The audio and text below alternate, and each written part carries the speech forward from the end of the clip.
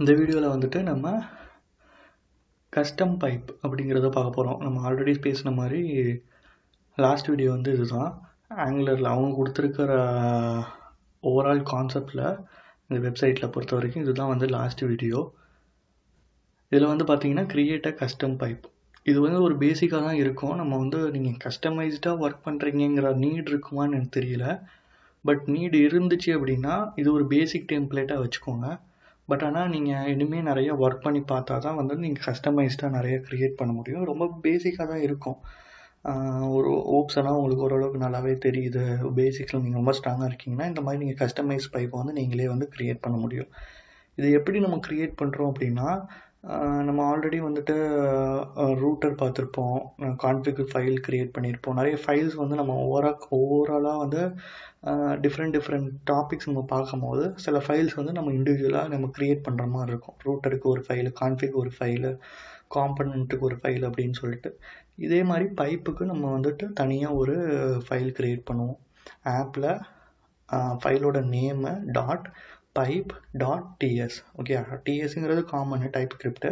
But இதில் வந்து டிஃப்ரெண்ட்டாக என்ன இருக்குன்னா, இதுக்கு முன்னாடி வந்துட்டு நம்ம காம்பனண்ட் ரவுட்டர்னு யூஸ் பண்ணியிருப்போம். அதே மாதிரி வந்துட்டு இங்கே வந்து பைப்புன்னு நம்ம மென்ஷன் பண்ணி ஒரு ஃபைலாக க்ரியேட் பண்ணுறோம்.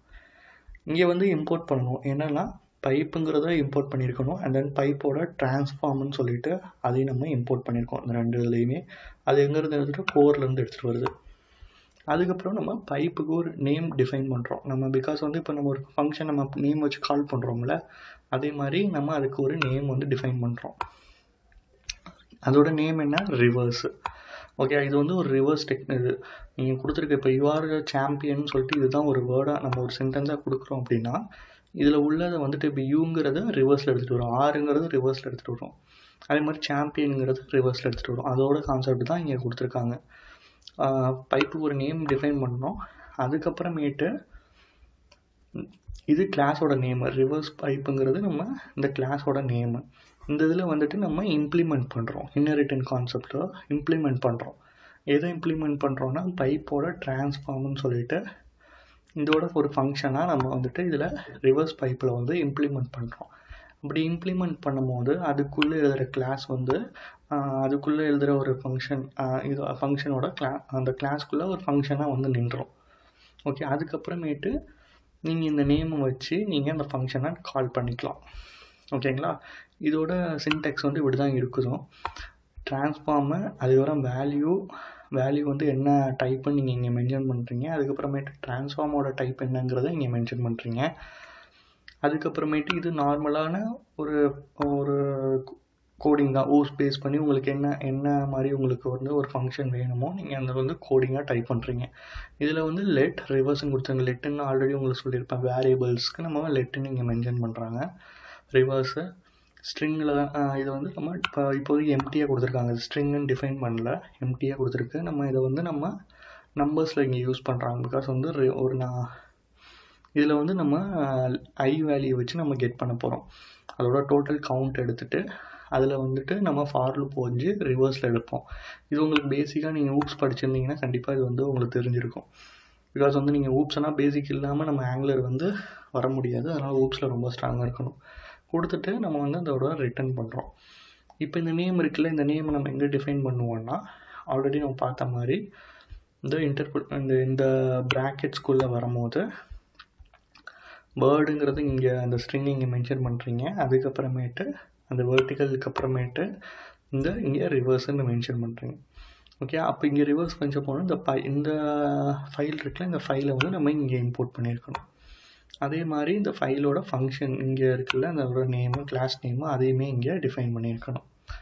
ஓகே, அப்போ என்ன ஆகும்னா நீங்கள் இங்கேருந்து சென்ட் பண்ணி அங்கேருந்து வேல்யூவை ரிவர்ஸ் பண்ணி இங்கே கொண்டு வந்து நீங்கள் ஷோ பண்ணுறீங்க. ஐயா, இது வந்து ஒரு பேசிக்கான அதான் கொடுத்துருக்காங்க. இது ஒரு சாம்பிள். பைப்புக்கு வந்து ஸ்டாருன்னு நேம் கொடுத்துருக்கு. இதில் வந்து ஒன்றும் இல்லை, கொடுக்குற ஒரு வேல்யூ வந்துட்டு ஜஸ்ட் வந்துட்டு டாலராக கன்வெர்ட் பண்ணி ஜஸ்ட்டு பக்கத்தில் ஒரு 2 ஸ்டார் வச்சு உங்களுக்கு வந்து கொடுக்கும் நீங்கள் கொடுக்குற அவுட்புட்டுக்கு.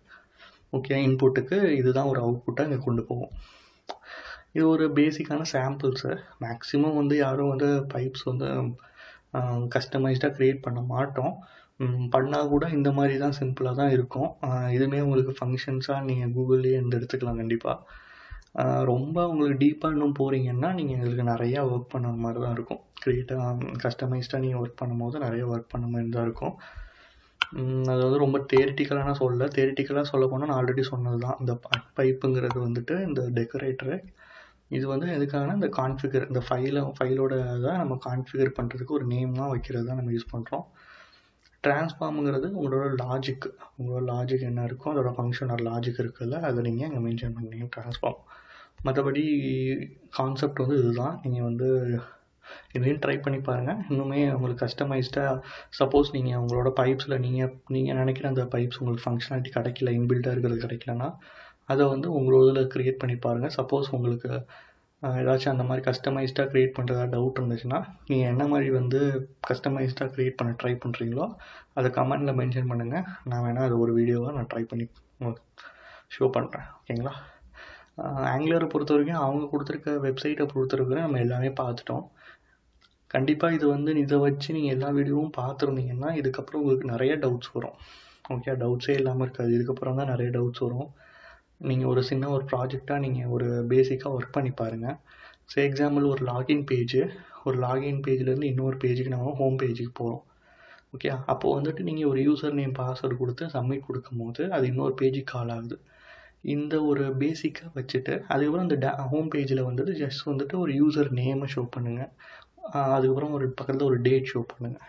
இது ஒரு டாஸ்க்காக எடுத்துகிட்டு நீங்கள் இது இவ்வளோ நாள் வந்துட்டு நீங்கள் ஆங்குலரில் இதில் படிச்சிருப்பீங்கள்ல, இதை வச்சு நீங்கள் ட்ரை பண்ணுங்கள். ஆனால் இதை மட்டும் வச்சு நீங்கள் அதை பண்ண முடியாது, எக்ஸ்ட்ராவாகவும் தேவைப்படும். அது எப்படின்னு யோசிச்சு பண்ணுங்கள். நானும் வந்து அடுத்தடுத்த வீடியோஸில் வந்துட்டு இது இல்லாமல் நான் தனியாகவும் ஒர்க் பண்ணி காட்டுறேன். ஓகேங்களா? தேங்க்ஸ்.